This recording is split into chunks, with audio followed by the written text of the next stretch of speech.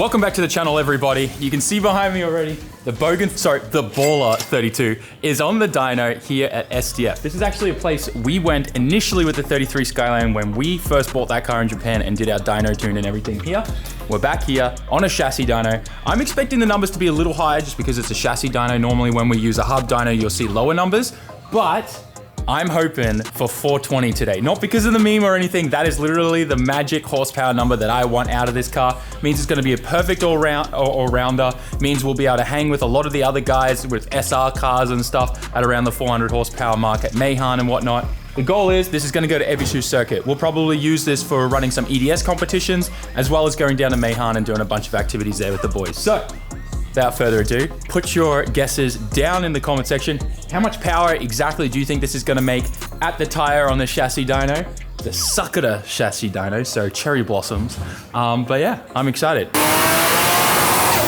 For those of you wanting a quick refresh on what we've got here, we have a stock bottom end RB25 Series 2. The head has been completely rebuilt. It's got brand new valve stem seals, brand new valve springs, Tomei Pon cams, and we've got a Grady intake manifold slapped on there. We've got 1500cc injectors, a little too big for normal high octane gas, but it'll work fine. It's what we had lying around. We've got the PRP trigger kit, coils, got the R-Tech reverse rotation, exhaust manifold, the cast stainless one, the one that's on my 33 Skyline. We have a Garrett G3660 with a 0.61 rear housing, a little small, but we wanna make sure we kind of fill in the gap down low that we're gonna lose because we've gone to a short runner intake. I am really excited. This is pretty much the same recipe on my 33.4 Skyline that makes 500 wheel horsepower and torque. But we've obviously changed a few things on both sides of the engine here. So I'm excited to see what this is gonna make, but we need to be careful not to make too much torque down low so that we can keep the rods and pistons inside this thing and make it a very reliable RB25. Something you usually don't hear said together, but this is Japan. We got the right fuel for it, we got the right tuner for it, and we've got all the right parts. So we should be good.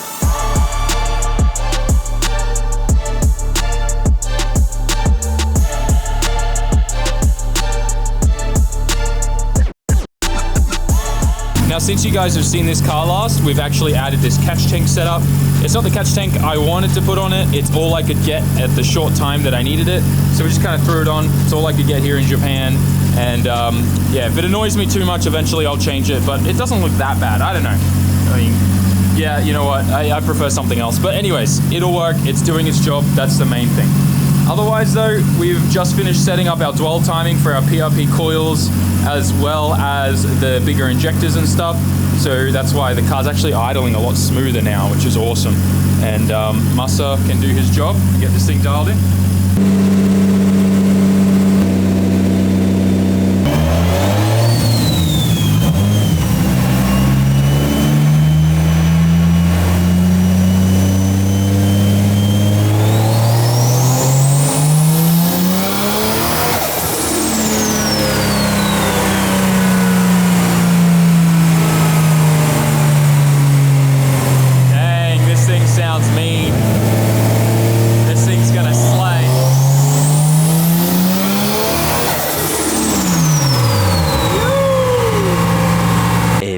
Moments later. Well, you spent the last hour or so diagnosing a fuel pressure issue. And usually I'm used to dealing with low fuel pressure issues, but this was the opposite. And it actually wasn't fuel pressure that was the problem at the end of the day. It turned out the dead timings that I had were for the newer set of injectors that Dyno sells for this. And because I had these injectors sitting on my shelf for a very long time, the dead timing chart was different from that older model of them, if that makes sense. So we just had to go down the rabbit hole, find the correct dead timings, and now we're looking much better. Before, didn't matter how much we took out of the fuel table, it was just pig rich. And we had no control over it, there's nothing we could do. So now that the correct dead timing's in there, we should be good now.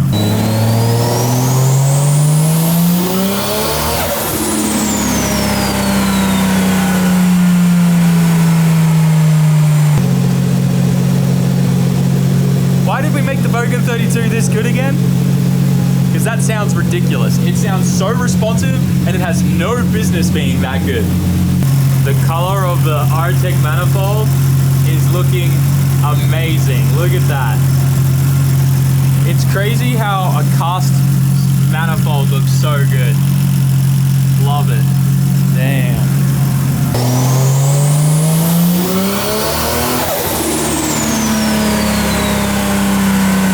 Masa said the engine sounds really, really healthy, which is good. Engine's good. But otherwise, we're starting to think that maybe we should have gone with a bit of a bigger rear housing, but we'll see what it feels like drivability-wise when we're actually driving it. It's not that hard for us to switch the rear housing from a 0.61 to a 0.82. Wouldn't be an issue, but the thing is so responsive. It sounds incredible. I'm happy if this thing makes 400 and we'll call it there, but yeah, this thing I just want to be a really reliable, fun car that's a missile that just gets stored at Ebisu or Meihan. It's something we can always jump in and drive, do some local grassroots events in it, kind of be competitive for tandems and chasing and things like that. It's the main thing I want. Response, reliability.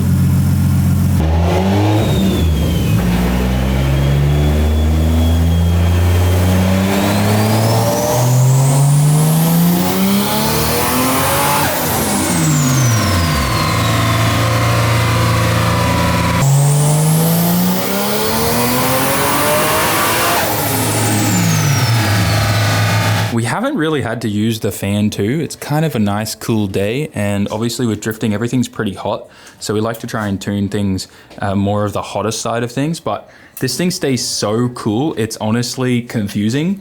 I guess we do have a fairly large 3-row radiator, a good oil cooler, and a pretty decent intercooler as well, but yeah, the engine coolant temps like 70 degrees Celsius, IATs are staying at 40 degrees Celsius. It's pretty awesome. We don't really have any heat soaking issues too, which is pretty freaking awesome. I'm honestly really excited because everything we're looking at now is going to be super reliable. We're finally setting this thing up so we can do some power pulls and get some numbers, but for the most part, we're good. And this is only 1 bar of boost, so around 14 point something PSI. Should be pretty good. I'm stoked, man. This thing starts and idles so good now. Man, that dead timing, since we fixed that, it's been so much better. Masa, 何馬力出る思いますか? Oh, he thinks it's only gonna make like 300 because we got such a small turbo setup. We'll see, we'll see. That would still be awesome.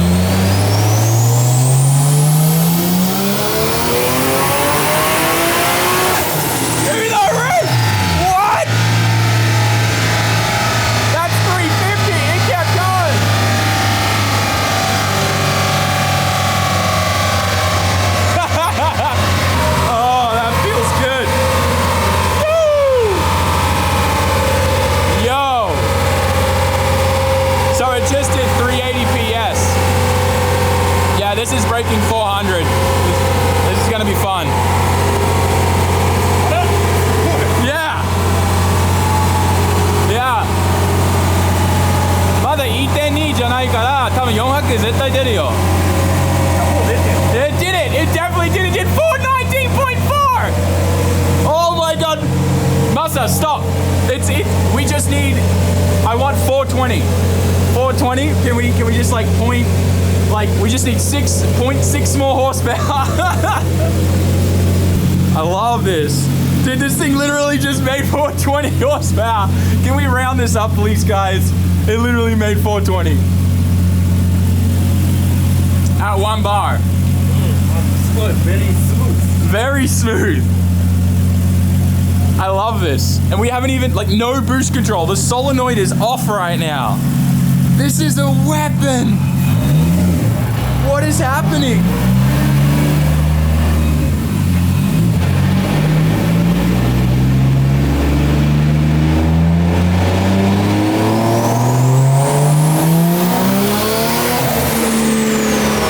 This thing is so responsive. Look at this. That's 3,000 RPM, 3,500 RPM. We are making our boost target right away. This thing is so responsive and it's making 420. This is gonna drive so good. Man, I cannot wait to rip this.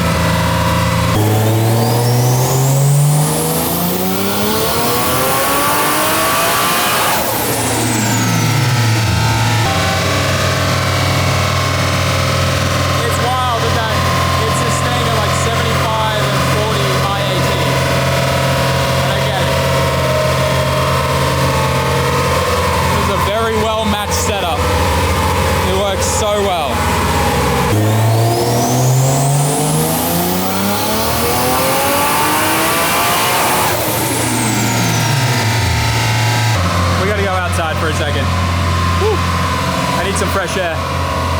Can we just appreciate how good an RB sounds? Like, can we, don't get me wrong, I love the 2JZ on the comp car, the 3.4 liter, the SR, but nothing beats a good sounding RB. And this probably is the best sounding one yet on the channel. There's definitely some crazy stuff at Masa's shop, working on this 880 Supra. Man, I really cannot wait till one day I can afford an 880. Such a cool car. This one's going from a big Bogan to a Garrett. Love to see it. Oh, and an Artec manifold? Dude. Whoever owns this car, he knows what's up. That is the combo right there. Artec and Garrett. Exactly the same combo on this, just his turbo's way bigger.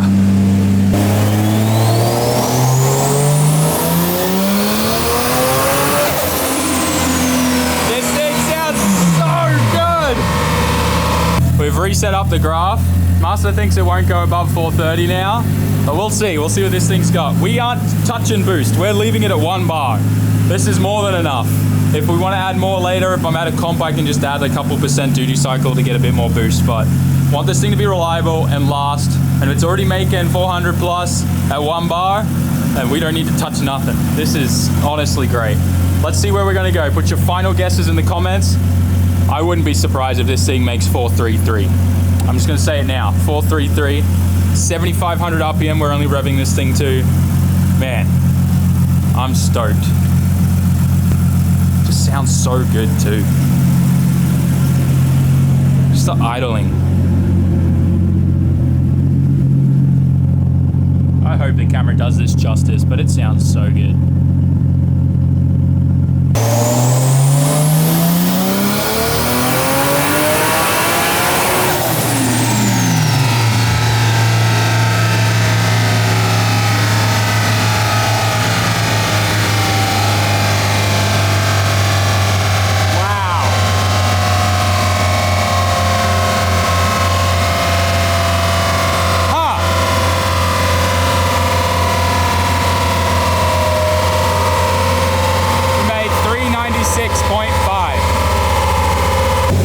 So if we want to, we can increase the boost a little here. So you can see it's tapering off here. Masa, koko wa boost sageru kara. Can we try to level this out so it's like onaji zuto? So yeah, we're not using the solenoid at all. It's not plugged in at all right now. So if we add a little bit of duty cycle to keep this line even, then that'll be way nice. If we go from say 5,000 RPM, we add a bit of duty cycle and then a little bit more here, we should be like level the whole way. Adding just a tiny bit of duty cycle from 5,000 RPM. It's wild that we're only running a 45 mil wastegate and we have no boost creep issues. Like, I know you've heard me say this before, and Artec doesn't pay me to say this, but their manifolds flow so good, you don't need a massive sized wastegate to overcompensate for boost creep issues to try and get stuff out. 45 mil gate with a good flowing manifold, and trust me, Artec just seems to knock it out of the park on every one of their manifolds I've used. I don't think I'll use anything else. But look at this, we're actually no boost creep issues, we're having the opposite. We're having boost lowering issues at the top range here, which is fine. We just add a bit of duty cycle. Now we should be good. Let's see what she makes.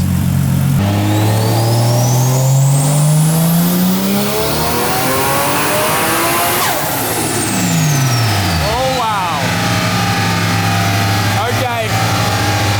Maybe a little too much duty cycle, but that's what we want. Big difference.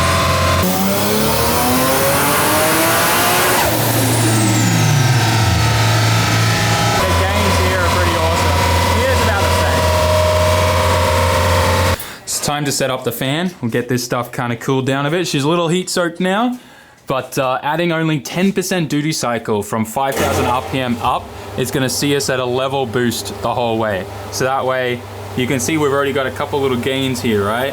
Which will make this a lot nicer power band wise. The torque is great too. We're seeing peak torque at around just before 5,000 RPM, so like 46, maybe 4,700 RPM, which is good. It's not too low, which is awesome. I was a little worried about having too much torque down low, which will hurt the engine. That's normally what makes RB25s, especially stock rods and pistons, exit the engine. So we're looking pretty good there. Got the fan up, let this thing cool down a bit. We'll do a power run and see where we end up. Oh, I'm excited. This is only probably like 1.1, 1.2 bar, I think. If we were going for real power numbers, I'd have the bags of ice out, but this is more than enough. I think she's gonna make over 420 maybe. I'm so excited.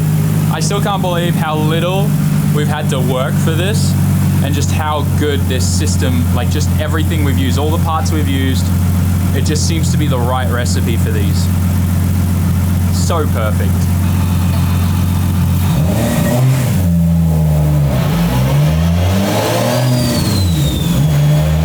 Come on, you Bogan!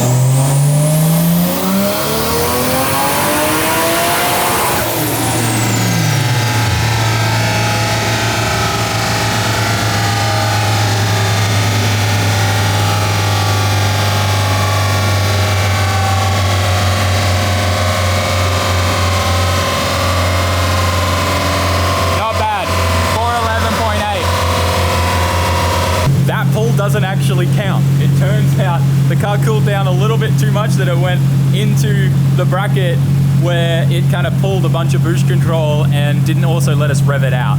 So we've changed that. This Nismo thermostat, this radiator setup, keeps this thing at like 69 to 70 degrees. If we make 420 and the coolant is at 69 degrees, that's a 420, 69 tune. I'm calling it right there. Yeah, when we run the fan, this thing just wants to stay at 69 coolant temp non-stop. But also our IATs dropped 10 degrees, which is freaking awesome. Let's go, baby. Come on, you Bogan.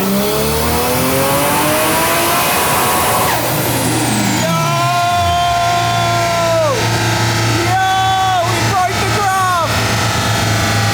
We did it.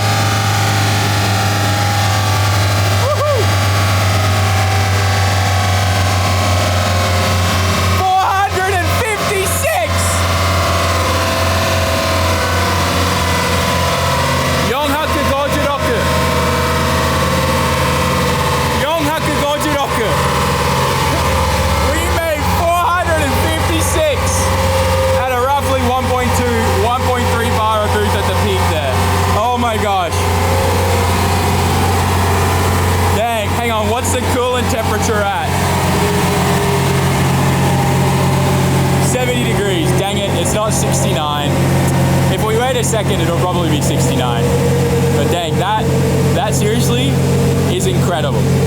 How is this thing staying so cool? Making this power. Dude, we don't even have a back pressure issue at all. This is awesome. Damn, man. Technology now is so good, especially with the RTEC manifold. Yeah, we need to lower the boost. The boost's a little high here. So we'll take some duty cycle out, but that is incredible. Yeah, bring it down to 420. All right, he's lowered the duty cycle. Let's see how she does now. Let's see, where's the coolant temp at? Oh, we're back at 69. All right. It's like we're playing a game of just trying to chase numbers. I don't know if this is cringe or not, but I'm having a good time. This time, it's really the last pull. This is the final number.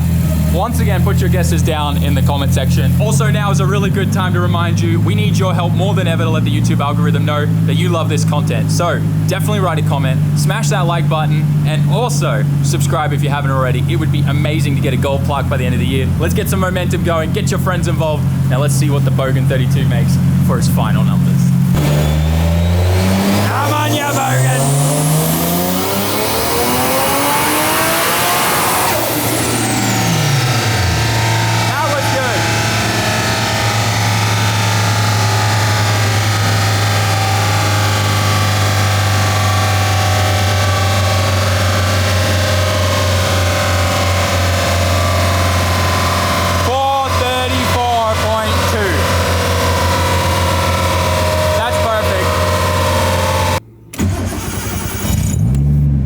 I am so stoked on how this car came out.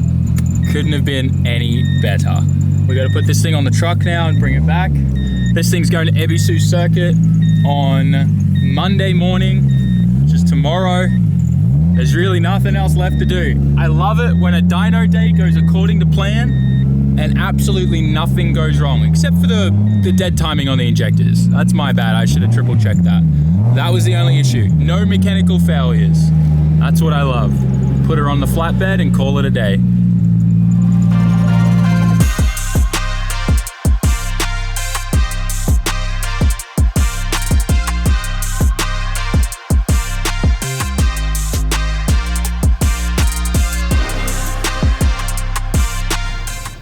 And just like that, Bogan 32 is tuned. She's making a modest 434 horsepower at like, I think it was like 46 kgm of torque. Doesn't get much more perfect of that at 1.2 bar of boost. I think we've really found the recipe for these things with stock bottom ends. This is the most responsive thing. It like punches in like an SR, but instead of dropping off like an SR on its face, and I'm not being offensive to the SR. SRs are really fun to drive. You dance on the pedals. That's the whole thing, right? That's why we love them so much. Punchy and just kind of drop off, which make it a lot of fun to drive. But this, it punches like an SR, but stays there consistently. So you can just keep it going. Can't wait to drive this at the track. It's gonna be awesome. Obviously, massive thank you to Masa from SDF. These guys are awesome. He speaks a fair bit of English too, so if you are on a base or live in Japan, want to get your car tuned or built. You can see he's quite busy though, so if you were hoping for something to get done very fast, he has a big line of customers' cars that need to get worked on. So obviously, if you want to get a build done, hit him up. It doesn't end on that side either. Look how much is over here too. It's kind of crazy. And in that short time, like, it's only lunchtime when the tune's done. You can look, the big G42 is on this car now. That's a big turbo. It's gonna be fun. A loader truck is an absolute trooper, 800,000 kilometers. Turbo diesels, I swear, are like the best invention ever because they just never die. The only thing I've ever changed on this is a diesel pump and a turbo. That's it. Thing just keeps chooching. Also, today's lunch is 7-Eleven lunch. This is one big tip I'm gonna give you. 7-Eleven is the only place that sells these that are this good. It's a cheese snack. That's what it says, right? Continue for 800 meters. Thank you, Google. It's a cheese snack, and they're just little rings. They kind of remind me of burger rings, right? If you're an Australian, maybe they're a thing in the US, I don't know, but burger rings are pretty awesome. Those are cheese flavored, and they taste amazing. Head east, then turn left. I'm gonna head east and turn left.